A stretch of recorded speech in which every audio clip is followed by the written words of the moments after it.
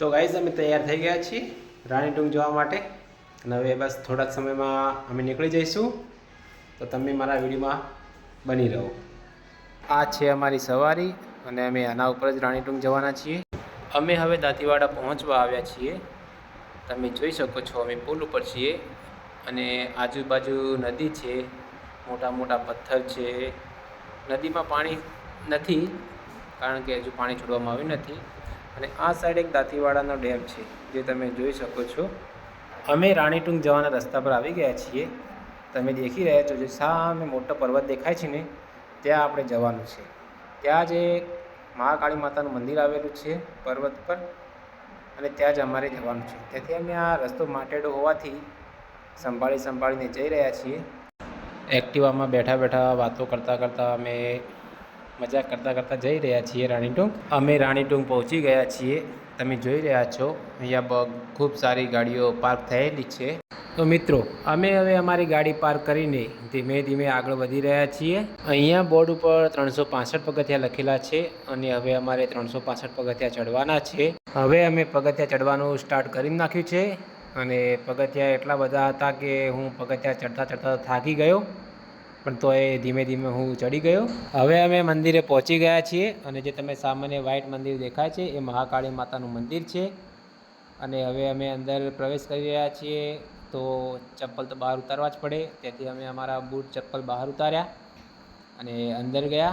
સામે છે વિષ્ણુભાઈ અને હાય હેલો કરી રહ્યા છે અને શૈલેષભાઈ ધીમે ધીમે મંદિર તરફ આગળ વધી રહ્યા છે. હું પણ તેમની પાછળ છું. અને તમને જે પહેલું સામે મંદિર દેખાય છે એ શંકર ભગવાનનું છે અને આ છે મંદિર મહાકાળી માતાનું મંદિર, અને તેમાં અમે દર્શન કરવા જઈ રહ્યા છીએ. મંદિરમાંથી દર્શન કર્યા પછી હવે અમે બહાર આવી ગયા છીએ. સામે મોટા મોટા પર્વતો છે, નદી છે. અને નદી એટલે કે થોડું નોર્મલ પાણી ચાલે છે, જે આ ઉપરથી તે નીચે તળાવમાં જાય છે. નીચે તળાવ પણ છે ઘણું મોટું, અને તમે જોઈ શકો છો અહીંયા નાના નાના પથ્થર છે અને અહીંયાથી પાણી નીચેની તરફ જાય છે અને નીચે મોટું તળાવ છે, તેમાં જઈને સંગ્રહ થાય છે. અને હવે અમે અંદર પાણીમાં જઈશું. અહીંયાથી પાણીમાં જવાનો રસ્તો છે. અમે હવે અંદર પાણીમાં જઈ રહ્યા છીએ. સામે પાણી આવી રહ્યું છે અને આ પાણી ઉપર પર્વત ઉપરથી આવી રહ્યું છે. હું અને મારા મિત્રો ઉપર ફર્યા પછી હવે નીચે પાછા જઈ રહ્યા છીએ. અહીંયાથી આજુબાજુનો નજારો ખૂબ સરસ છે, તમે જોઈ શકો છો. અમે અમારા સાધનો લઈને અહીંયાથી નીકળી ગયા છીએ અને મેં મારો મોબાઈલ મારા ડ્રાઈવરની આંખની સામે રાખ્યો. તો હવે મને એમ કહેતો હતો કે તું અહીંયાથી મોબાઈલ લે અને મને કશું દેખવા દે તો હું ગાડી ચલાવું. તો એના આગળથી મેં મોબાઈલ લઈ લીધો અને મેં સાઈડનો વ્યૂ કેપ્ચર કરી લીધો. અમે હવે માટીવાળા રસ્તા પરથી રોડવાળા રસ્તા પર આવી ગયા છીએ.